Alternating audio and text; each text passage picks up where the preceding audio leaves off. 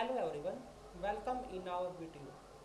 आज हम पढ़ेंगे चैप्टर नंबर 16 जो हमारे क्लास 11th बायो का है, excretory products and there elimination. तो चैप्टर का मीनिंग क्या है? हम बहुत सारी चीज़ें खाते हैं, कुछ पीते हैं। जो हम खाते हैं, इसमें कुछ फ्रूट खाया, कुछ वेजिटेबल खाई, वो सब क्या है? वो सब की सिमिलर होते हैं। जैसे कोई भी चीज़ है, कोई भी हमने टिश्यू खाया, जैसे कुछ प्लांट खा लिया, कुछ एनिमल का टिश्यू खा लिया, वो सब क्या है? वो बने हुए होते हैं सेल्स से। सेल्स के अंदर क्या होता है? सेल्स के अंदर होता है न्यूक्लियस, और न्यूक्लियस के अंदर क्या होता है? हमारा होता है डीएनए, और डीएनए के अंदर जो होता है वो होता है नाइट्रोजनस बेस। तो ये नाइट्रोजनस बेस जो है, ये हमारी बॉडी के अंदर एक्यूमुलेट होना स्टार्ट कर देता है इन डिफरेंट डिफरेंट फॉर्म्स, जिसको हम बोलते हैं नाइट्रोजनस वेस्ट। जो वो नाइट्रोजनस वेस्ट हमारी बॉडी के अंदर बनता है, वो it is very harmful, very dangerous to our body. तो हमें उसको अपनी बॉडी से बाहर निकालना होता है। सो इस चैप्टर में हम वही पढ़ेंगे कि क्या एक्सक्रीटरी प्रोडक्ट है जो हमारे अंदर बनते हैं, और हम किस प्रकार उसको ब्लड से एलिमिनेट आउट करते हैं, अपनी बॉडी से बाहर निकालते हैं। सो एनसीईआरटी क्या बोलती है? अलग अलग एनिमल्स के अंदर अलग अलग नाइट्रोजनस वेस्ट एक्सक्रीट आउट होता है। कुछ एनिमल्स ऐसे हैं जो अमोनिया एक्सक्रीट आउट करते हैं, कुछ उस अमोनिया को यूरिया में कन्वर्ट करते हैं बाय इन द लीवर, जैसे कि हम, और यूरिया एक्सक्रीट आउट करते हैं इन द लिक्विड फॉर्म। कुछ होते हैं जो यूरिक एसिड को रिलीज करते हैं इन द फॉर्म, कुछ यूरिक एसिड की फॉर्म में, पेस्ट और पैलेट्स की फॉर्म में उसको बाहर निकालती है। कुछ की बॉडीज़ के अंदर कार्बन डाइऑक्साइड जो वेस्ट है वो भी एक्यूमुलेट हो जाता है। कार्बन डाइऑक्साइड भी क्या है? वो भी देख वेस्ट है। वाटर और आयंस, जिनको हमें बॉडी से बाहर निकालना पड़ता है। चलिए वही हम एनसीईआरटी से करते हैं। Animals accumulate ammonia, urea, uric acid, carbon dioxide, water and some ions like sodium, potassium chloride, phosphate, sulfate and etc. either by metabolic activities or other means like excess ingestion। हम हमारी body के अंदर बहुत सारे waste को accumulate करते रहते हैं, इकट्ठा करते रहते हैं। या तो वो किसी मेटाबॉलिक एक्टिविटी की वजह से बनते हैं, जैसे रेस्पिरेशन से CO2 बन गया, या फिर कुछ हमने ज़्यादा खा लिया उसकी वजह से बन जाते हैं। These substances have to be removed। हमें इन हार्मफुल सब्सटेंसेस को अपनी बॉडी से बाहर निकालना होता है। रिमूव्ड टोटली और पार्शियली, या तो हम उसको टोटली रिमूव कर देंगे या फिर पार्शियली कुछ पार्ट में रिमूव करेंगे। जैसे यूरिया है, कंप्लीट यूरिया एक्सक्रीट आउट नहीं किया जाता, कुछ रिटेन कर लिया जाता है फॉर दी ओस्मोलैरिटी। ये क्या है? आगे हम पढ़ेंगे।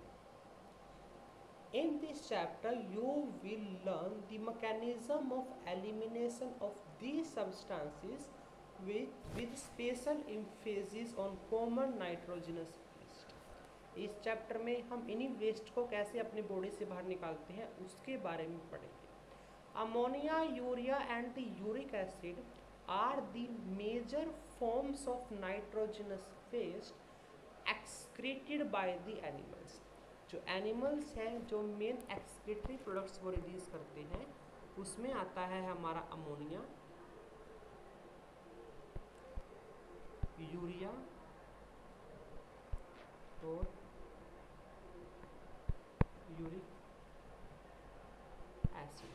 हम इन तीनों के अब कंपैरिजन करेंगे। Ammonia is the most toxic.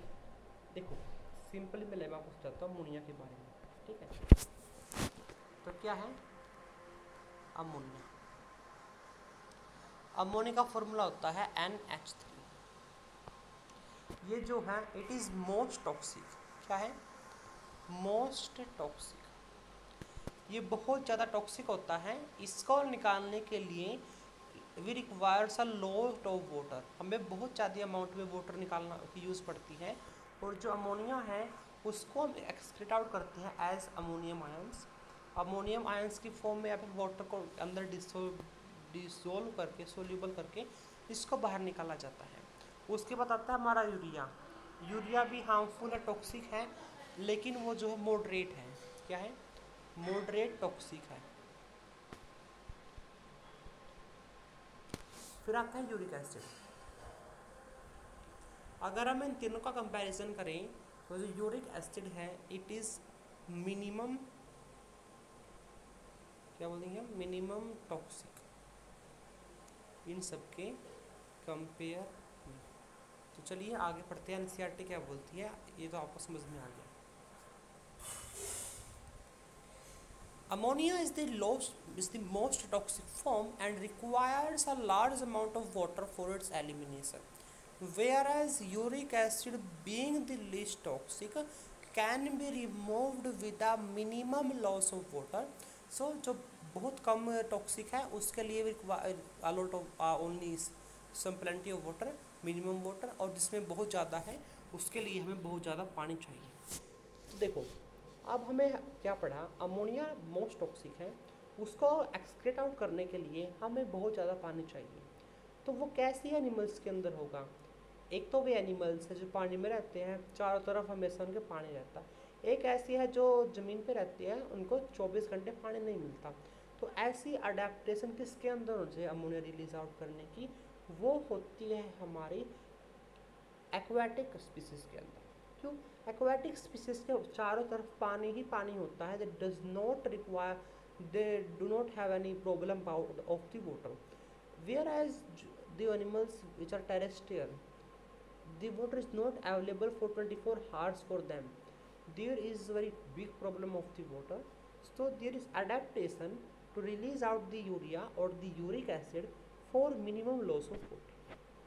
वो क्या अंग्रेजी बोलिए। The process of excreting ammonia is ammonitization. जो प्रोसेस है अमोनिया को रिलीज करने की, अमोनिया अमोनिटाइजेशन। एग्जाम्पल बहुत इंपॉर्टेंट है।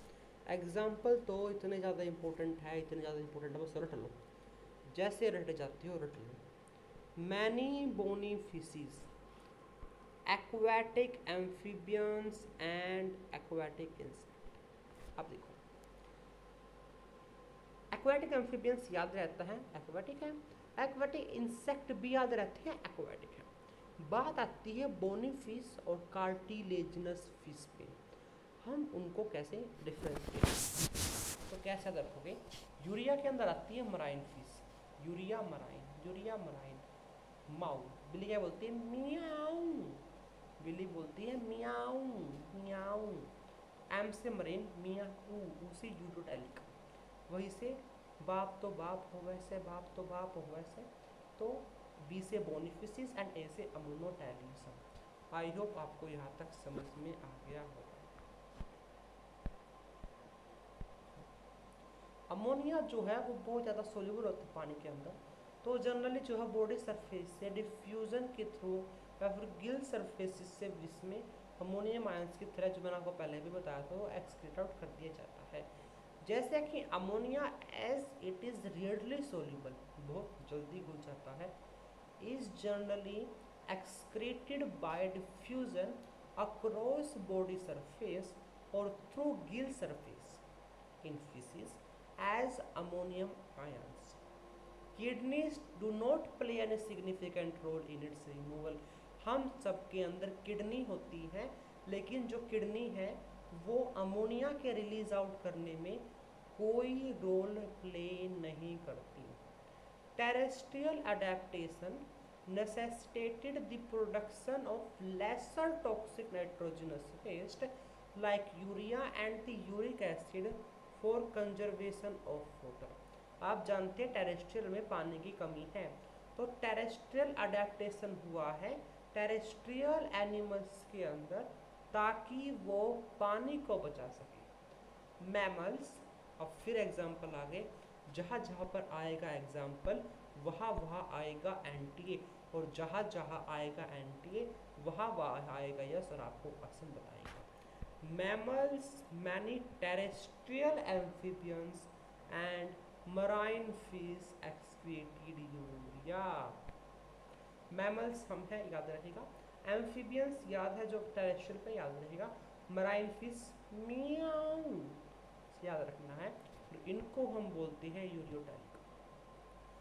Ammonia produced by metabolism is converted into urea in the liver of these animals and released out into the blood, which is filtered and excreted out by the kidneys. Some amount of urea may be retained in the kidney matrix of some of these animals to maintain a desired osmolarity. अब क्या है, ammonia हमारे अंदर भी बनता है, हम भी खाना खाते हैं, खाने के अंदर न्यूक्लियस होता है, नाइट्रोजनस वेस्ट होता, बेसिस होते हैं जो एक्यूमुलेट करते हैं, हमारे अंदर भी अमोनिया बनता है। लेकिन हम अमोनिया को एक्सक्रीट आउट नहीं कर सकते, तो उस अमोनिया को यूरिया के अंदर कन्वर्ट किया जाता है इन दी लीवर, और फिर किडनी उसको एलिमिनेट आउट करती है। और जो ऑस्मोलैरिटी की बात है वो आगे हम पढ़ेंगे, ये उसमें से कुछ कंसंट्रेशन को हम लाभ पढ़ेंगे, ऑस्मोटिक प्रेशर वगैरह पढ़ा हुआ हमने। आगे है यूरिकोटैलिक, कलर चेंज करते हैं, चलो ग्रीन से पढ़ेंगे। Next is uricotelic. Reptiles, birds and land snails and insect excrete nitrogenous waste as uric acid and known as uricotelic organism। कबूतर क्या करता है, बीट करता है, चिड़िया क्या करती है, बीट करती है। तो जो उड़ने वाले हैं, पंछी बनी उड़ती फिर पंछी बना उड़ता फिरू मस्त गगन में, ये पंछी जो है बीट करते हैं, सेमी सॉलिड पेस्ट सा एक्सक्रीट आउट करते हैं, वो होता है हमारा यूरिक एसिड, और उनको बोलते हैं यूरिकोटैलिक। तो रेप्टाइल्स हो गए, स्नेक वगैरह, बर्ड्स हो गए, लैंड स्नेल्स हो गया, और जो इंसेक्ट है, एक्वाटिक इंसेक्ट में आया था हमारा अमोनिया, और खाली इंसेक्ट के अंदर हमारा आ जाएगा यूरिकोटैलिक। चलिए अब आगे, जब हम एनिमल किंगडम को पढ़ते हैं तो हम ये देखते हैं कि अलग अलग स्ट्रक्चर, जो एक्सक्रीटरी स्ट्रक्चर अलग अलग हमारे फाइलम के अंदर है। से एग्जांपल के लिए, the survey of animal kingdom presents a variety of excretory structures. In most of the invertebrates, देखो हमारे पास दो कैटेगरी होती है, वर्टिब्रेट्स की, जिसके अंदर वर्टिब जो हम हैं, सब तो वर्टिबल कॉलम होती है invertebrates.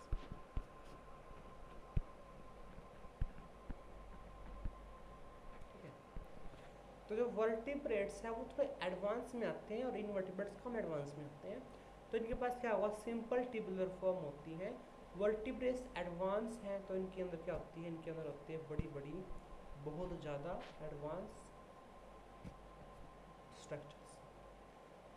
Whereas vertebrates have a complex tubular organ known as kidneys. Vertebrates, तो पहला एग्जांपल क्या आ गया,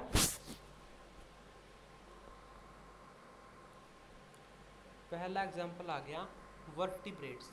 तो वर्टिब्रेट्स के अंदर क्या है, वर्टिब्रेट्स पहले पढ़ना पड़ता है, वर्टिब्रेट्स के अंदर होती है किडनी। नेक्स्ट है, some of the structures are mentioned here. Protonephridia, let's change the colour, protonephridia और फ्लेम सेल्स, और पीछे प्रोटोनेफ्रिडिया उसको हम बोलते हैं फ्लेम सेल्स, हम एनिमल किंगडम डिटेल में पढ़ते हैं। वो पाई जाती है प्लेटिहेल्मिन्थस, जिसको हम प्लेटवर्म्स बोलते हैं। एग्जांपल है प्लानेरिया। रोटिफर्स के अंदर भी मिलती है, कुछ एनालिड्स के अंदर भी मिलती है, सिफेलोकोल्डेट के अंदर भी मिलती है, एम्फियोक्सिस के अंदर भी मिलती है। ये तो आपको याद ही करने पड़ेंगे, इसका कोई दूसरा तरीका नहीं, वो समझाने का नहीं है, सिर्फ एनिमल्स के नाम है। Protonephridia are primarily concerned with ionic and fluid volume regulation, that is osmoregulation। osmoregulation क्या है, आगे मैं आपको डिटेल में बताऊंगा, सिर्फ याद रखो जो भी हमारा एक्सक्रीटरी स्ट्रक्चर होगा वो एक्सक्रीशन के साथ साथ ऑस्मोलैरिटी को भी मेंटेन करेगा। नेक्स्ट है nephridia. Nephridia are the tubular structures that are present in the earthworms and the some annelids. Nephridia help to remove nitrogenous waste and maintain a fluid and ionic balance. Malpighian tubules जो है they are present in the insect like cockroach. cockroach तो detail में पढ़ते भी अपने syllabus में. Malpighian tubules help in removal of nitrogenous waste and osmoregulation. Antennal or green gland are present in the crustaceans like prawns. I hope आपको ये सब याद करना ही है. अब हम पढ़ेंगे हमारा सिस्टम एक्सक्रीटरी सिस्टम. ये अब अच्छा है पढ़ने में. देखो ह्यूमन एक्सक्रीटरी सिस्टम के अंदर क्या क्या आएगा. इसके लिए पढ़ाऊँ. देखो ह्यूमन एक्सक्रीटरी सिस्टम अब हम पढ़ेंगे. तो ह्यूमन एक्सक्रीटरी सिस्टम के अंदर हम क्या क्या पढ़ने वाले हैं. एड्रीनल ग्लैंड जो किडनीज के ऊपर होता है लेकिन वो एक्सक्रीटरी सिस्टम में नहीं. तो मैं देता हूँ काट लगा दिया. तो ये एक्सक्रीटरी सिस्टम का पार्ट नहीं होता. अब देखो पहला जो पार्ट है मेन वो है किडनी. 2 किडनी होती है. हम बोलते हैं आ पेयर ऑफ किडनी. क्या आ पेयर ऑफ किडनी से लिखा. किडनी दोनों किडनी से निकलते हैं 2 यूरेटर. जो किडनी से जो यूरिन बना है उसको यूरिनरी ब्लैडर तक लेके जाएंगे. तो आप 1 पेयर ऑफ यूरेटर्स या लिख दो 1 पेयर ऑफ यूरेटर्स. दोनों जो यूरेटर है दोनों किडनी से आए हैं वो ओपन होते हैं हमारा यूरिनरी ब्लैडर के अंदर. किसके अंदर. Urinary bladder. तो लिखा हो आ यूरिनरी ब्लैडर. फिर यूरिनरी ब्लैडर के अंदर जो यूरिन स्टोर होता है. जब यूरिनरी ब्लैडर खुल बढ़ जाता है तो स्फिंक्चर्स ओपन होते हैं.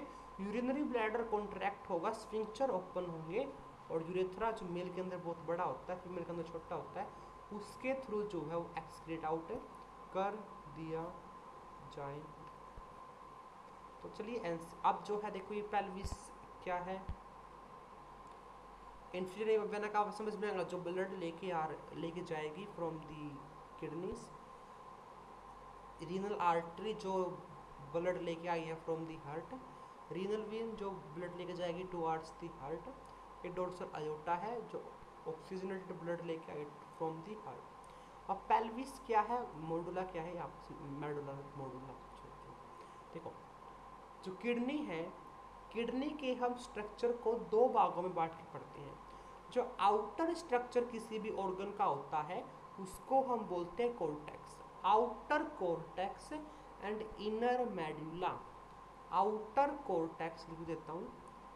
आउटर पिन करता हूँ हम मैंने करी तो थी याद नहीं है. जस्ट ना इसमें करें दूसरे में थी. तो आउटर कॉर्टेक्स इनर मेडुला. चलो साइड आओ. In human, the excretory system consists of a pair of kidneys, 1 pair of ureter, a urinary bladder and a urethra. Kidneys जो है वो होती है रेडिश ब्राउन कलर की.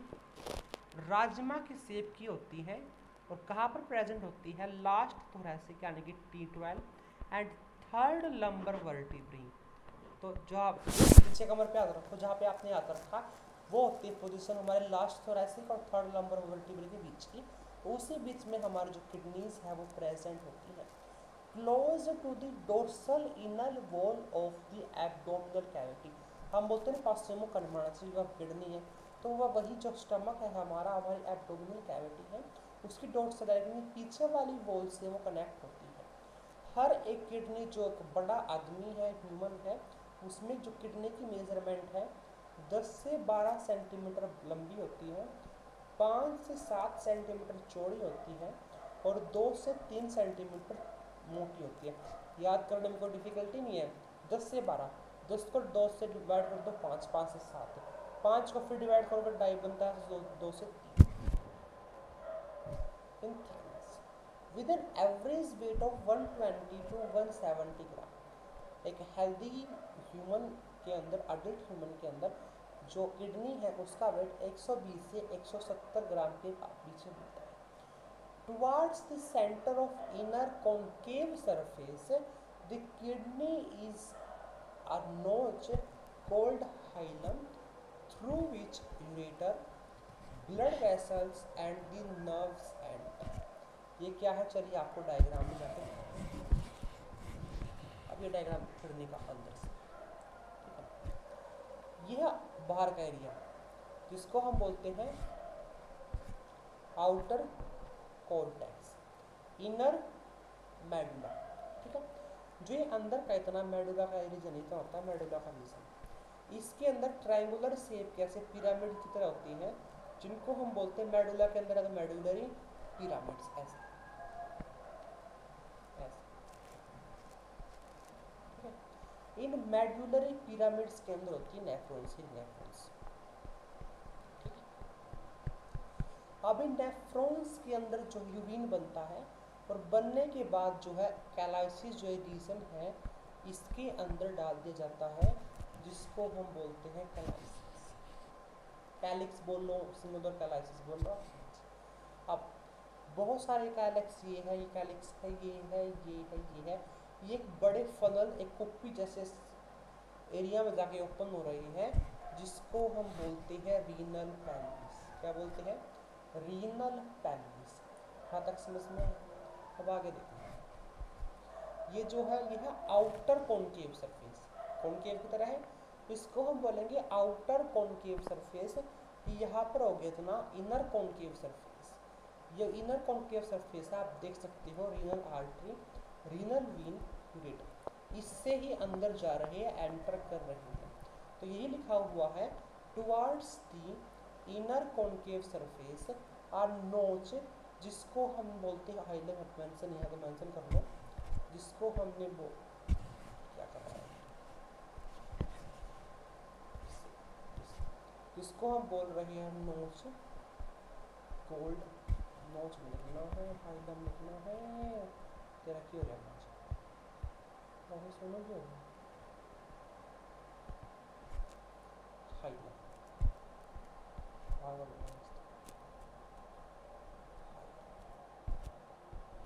ठीक है, यहाँ तक समझ में आया। अब जो ये है ये रीनल आर्टरी है जो ब्लड लेके जा रही है उसके अंदर हमारे किडनी के अंदर, और रीनल वीन जो है ब्लड बाहर लेके जाएगा। ये बाहर निकल गया, यूरेटर है, ये कोर्टेक्स है बाहर का रीजन, जो ये मेडुलरा के अंदर मेडुलरी पिरामिड होते हैं, पिरामिड शेप के। यहाँ तक समझ में आ गया। अब दो स्ट्रक्चर और बच के, चलो अब है रीनल कॉलम ऑफ बल्टिनाई बोलते हैं इसको, रीनल कॉलम ऑफ बल्टिनाई। ये तो हो गए मेडुलरी पिरामिड चारों तरफ ये सारे, क्या हो गया, ये हो गया मेडुलरी पिरामिड।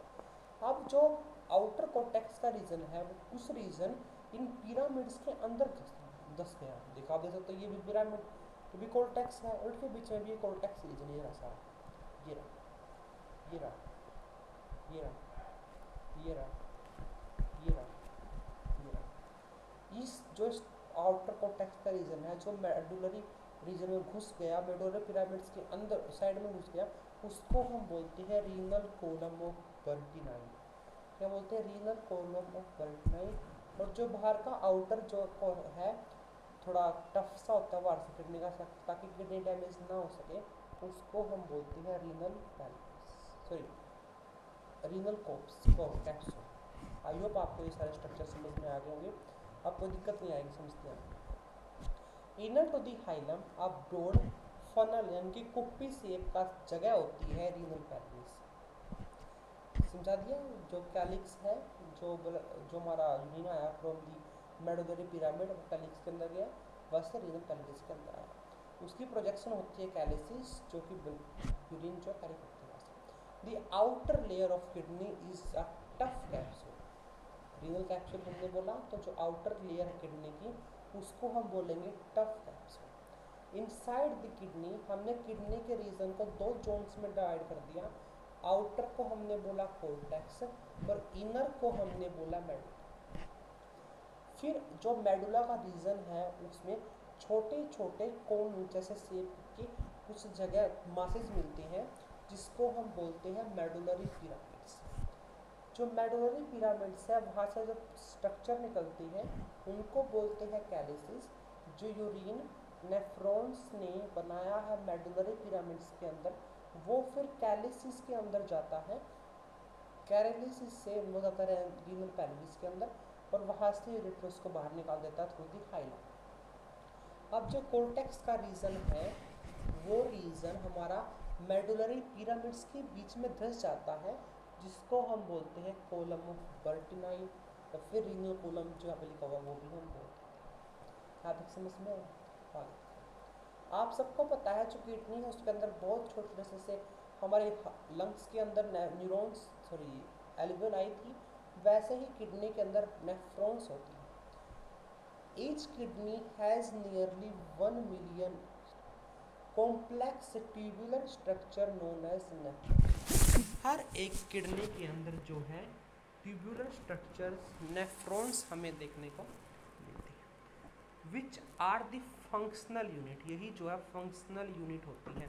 चलिए फिर डायग्राम पे जाते फिर आपको दिखाएंगे क्या लिखा हुआ। देखो ये भी इसमें दो स्ट्रक्चर हमने बोले, एक तो हमने बोला जो ये गुच्छा बना हुआ है, क्या बना हुआ है, जो ये टफ्ट ऑफ कैपिलरी हम बोलते हैं टफ्ट ऑफ कैपिलरी। उससे भी पहले आपको मैं समझाता हूँ एफरेंट आर्टरीज। रीनल आर्टरी हमारे किडनीज के अंदर ब्लड लेके गई थी फॉर द प्यूरिफिकेशन। वही पतली पतली छोटी छोटी ब्रांचेस में डिवाइड होती रही, जिसको हमने बोला एफरेंट आर्टरियोल। एफरेंट आर्टरियोल बिल्कुल छोटे छोटे कैपिलरीज के अंदर डिवाइड हो गया, टफ्ट एक गुच्छा बना लिया कैपिलरीज का, जिसको हमने बोला है ग्लोमेरुलस। क्या बोला है, ग्लोमेरुलस। एक तो पहला पार्ट ये हो गया हमारे नेफ्रॉन का। अब दूसरा पार्ट क्या है, जो यहाँ पे ट्यूब का जैसा स्ट्रक्चर देख सकते हो, जो ये ट्यूब्यूलर स्ट्रक्चर है, ऐसे ऐसे घूम घूम के घूमर घूमर घूमर घूमर घूमर घूमर घूमर घूमर घूमर, इसको हमने बोला ट्यूब्यूलर स्ट्रक्चर, यानी कि रीनल ट्यूब्यूल। इसके अंदर हमारा आता है एक कप जैसा स्ट्रक्चर, बोमन्स कैप्सूल, जिसको हमने बोला कप जैसा स्ट्रक्चर, कप शेप इसको बोलते हैं। कप शेप के बाद आप देख सकते हो प्रोक्सिमल होता है पास में, कॉन्वेट्रेट बहुत घुमा हुआ, तो ये स्ट्रक्चर देख सकते हैं घुमा हुआ है, इसको हम बोलते हैं प्रोक्सिमल कॉन्वोल्यूटेड ट्यूब्यूल, या फिर इसी को हम बोलते हैं पीसीटी। पीसीटी के बाद फिर जो है स्ट्रक्चर ऐसे घूमर घूमर ये जाता है, ऐसे ही हेयर पिन शेप्ड स्ट्रक्चर बनाता है, जिसको हम बोलते हैं हेनलेज लूप। हेनलेज लूप के भी दो पार्ट है, नीचे जाने वाले को नीचे की तरफ खून लेके फिल्ट्रेट लेके जा रहा है, उसको हम बोलेंगे डिसेंडिंग मीन्स नीचे जाने वाली लूप ऑफ हेनले। फिर वो नीचे आके ऊपर गई, इसको हम बोलेंगे ascending limb of loop of Henley. फिर आता है हमारा दोबारा से कॉन्वोल्यूटेड स्ट्रक्चर, थोड़ा दूर है, तो हमने बोला डिस्टल कॉन्वोल्यूटेड ट्यूब्यूल, और फिर बाद में अलग अलग नेफ्रॉन एक कॉमन स्ट्रक्चर में ओपन हो जाती है यूरिन बनने के बाद, जिसको हम बोलते हैं कलेक्टिंग। ये हमारा एफरेंट आर्ट्रियोल है, फिर हमारा जो है इफरेंट उससे बाहर ब्लड लेके चला जाता है, तो वही लिखा हुआ है each nephron has two parts, the glomerulus which is a tuft of capillaries and the renal tubule. Glomerulus is a tuft of capillaries formed by afferent arteriole, a fine branch of renal artery. Blood from the glomerulus is carried away by the efferent arteriole. Blood लेके आई efferent और बाहर अब लेके जाएगी efferent. The renal tubule begins with the double-walled cup-like structure Bowman's capsule, which encloses the glomerulus. Bowman's capsule के अंदर ही जो है ग्लोमेरुलस, जो टफ्ट ऑफ कैपिलरीज है, वो प्रेजेंट होता है। ग्लोमेरुलस, आप चलो नीचे देखो, ये ग्लोमेरुलस है हमारा, ये वाला, और ये जो है बोमन्स कैप्सूल है। ये दोनों ने मिलकर स्ट्रक्चर को फॉर्म किया है, जिसको हम बोलते हैं माल्फिगियन ट्यूब्यूल। क्या बोलते हैं, माल्फिगियन ट्यूब्यूल, या फिर माल्फिगियन ट्यूब्यूल तो कॉकरोच के अंदर है, माल्फिगियन बॉडी बोलेंगे, Malpighian body. Bowman's glomerulus along with Bowman's capsule is called Malpighian body or renal corpuscle. The tubules form further highly coiled network, that is PCT. वो आपको ने बता दिया। पीसीटी के बाद आता है हमारा एक hairpin shaped Henle's loop. Hairpin भी ऐसी होती है और यू शेप्ड भी इसको बोलते हैं। दो स्ट्रक्चर है, दोनों के लिए अलग अलग वर्डिंग यूज़ किया जो आपको याद करनी होगी। एच से हेयर पिन, एच से Henle's loop. Is the next part of tubule, जो कि दो है, descending Henle's loop and ascending loop of Henle. The ascending loop of Henle, फिर असेंडिंग लूप जो है other highly convoluted structure, highly coiled tubular region बनाती है, जिसको हम बोलते हैं डीसीटी। बहुत सारी नेफ्रॉन्स की डीसीटी एक स्ट्रेट ट्यूब में कलेक्ट होती है, जिसको हम बोलते हैं कलेक्टिंग डक्ट। तो जो कलेक्टिंग डक्ट है वो स्ट्रेट ट्यूब है। Many of which converse and opens into renal pelvis through medullary pyramids in the कैलाइसिस। और फिर जो कलेक्टिंग डक्ट है बहुत सारी कन्वर्स जो आपस में मिली और कैलाइसिस के थ्रू ओपन होकर रीनल पेल्विस में चली गई। तो देखो इसमें आप देख सकते हैं बोमन्स कैप्सूल है, ये एफरेंट आर्ट्रियोल है, ये इफरेंट आर्ट्रियोल है, कि यहाँ पे आप पीसीटी देख सकते हो स्टार्ट हो चुकी है। और इस एरिया को हम बोलते हैं मालफिगियन बॉडी या फिर रीनल कोर्पस्कल। किसको? टफ्ट ऑफ कैपिलरीज जो कि हमारा ग्लोमेरुलस है, और जो बोमन्स कैप्सूल है, इन दोनों स्ट्रक्चर को आपस में मिला के हम बोलते हैं मालफिगियन बॉडी या फिर renal corpuscle. The Malpighian corpuscle PCT and DCT. चलो डायग्राम में ऊपर देखो, हमने दो रीजन पढ़े थे हमारे किडनी के, outer cortex, inner medulla.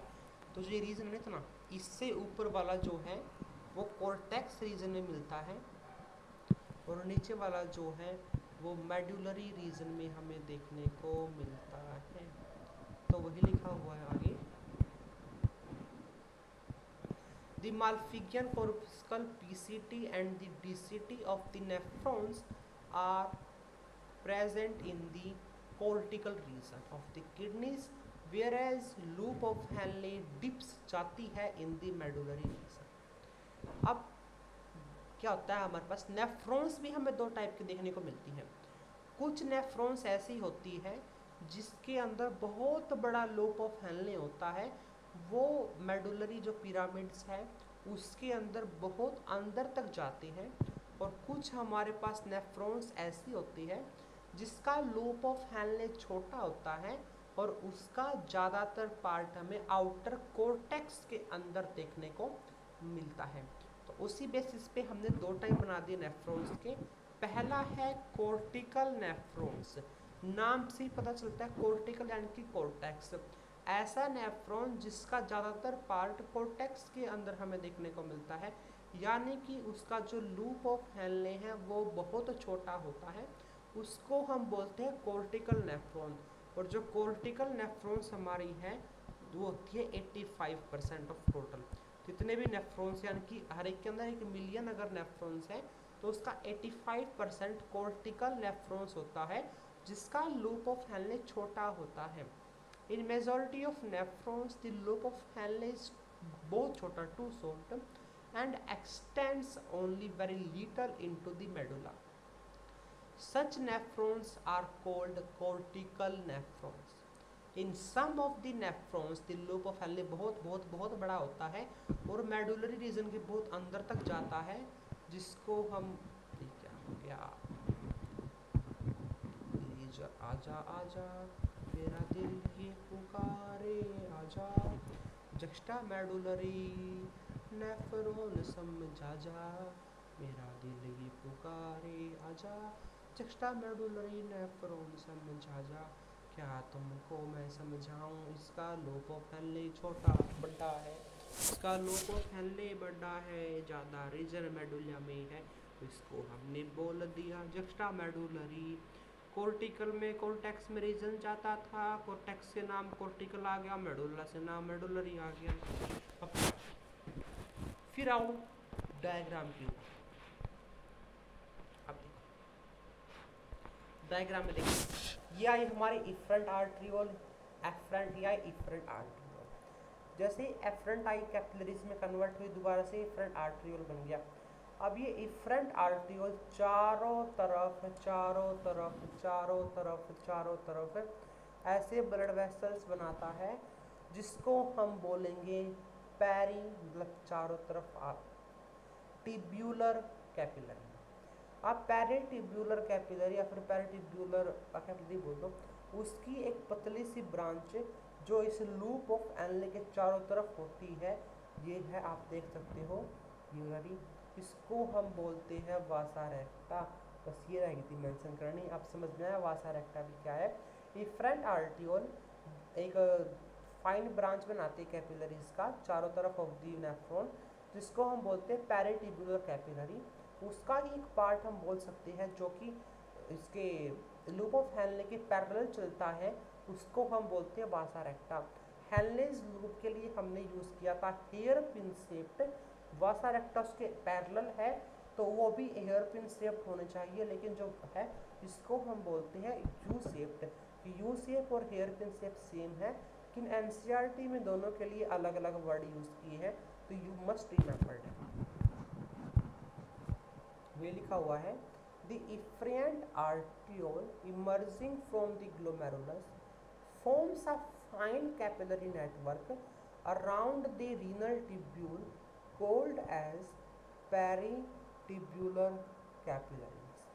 A minute vessel of this network runs parallel to the Henle's loop, forming a U-shaped structure known as vasa recta.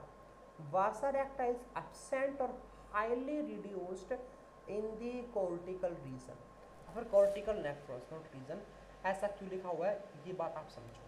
मैंने कहा था नेफ्रॉन्स दो टाइप की है, एक है जिसका जो लूप ऑफ हेनले है बहुत बड़ा है, एक है जिसका लूप ऑफ हेनले बहुत छोटा है।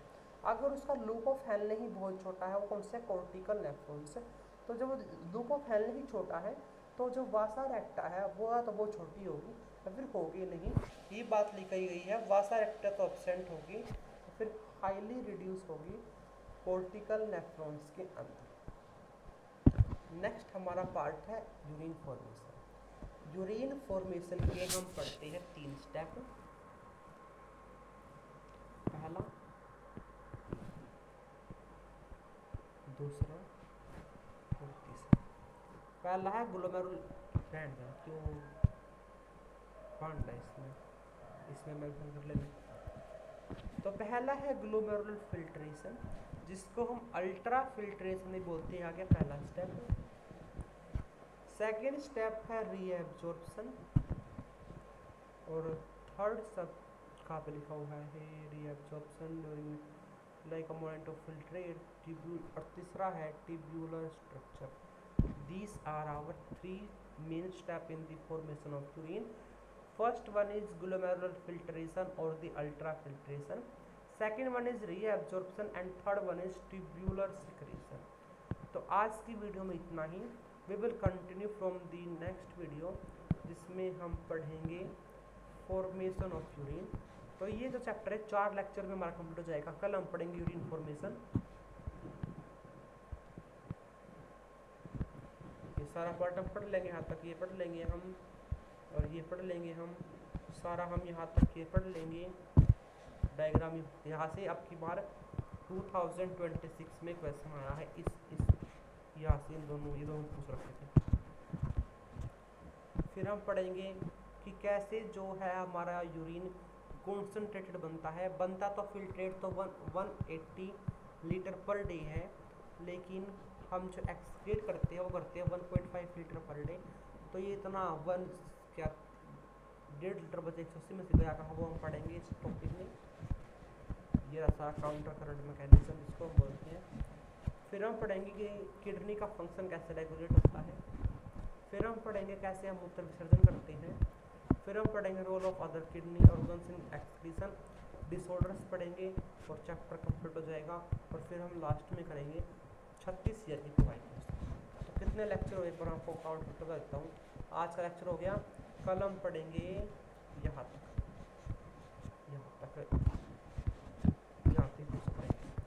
यहाँ तक पढ़ेंगे कल। तो लेक्चर नंबर 2 यहाँ तक हो गया। थर्ड लेक्चर में हम पढ़ेंगे काउंटर करंट मैकेनिज्म और रेगुलेशन। थर्ड लेक्चर ये हो गया। फोर्थ में हम पढ़ेंगे मैच्योरेशन, फोर्थ में हम सारा पढ़ लेंगे और फिफ्थ में हम करेंगे PYQ। तो 5 दिन में ये चैप्टर जो है हमारा कंप्लीट हो जाएगा। जो भी यहाँ तक बना रहा उसके लिए हम बोलते हैं थैंक यू। मिलते हैं नेक्स्ट लेक्चर में, तब तक के लिए बने रहिए हमारे साथ। All the very good.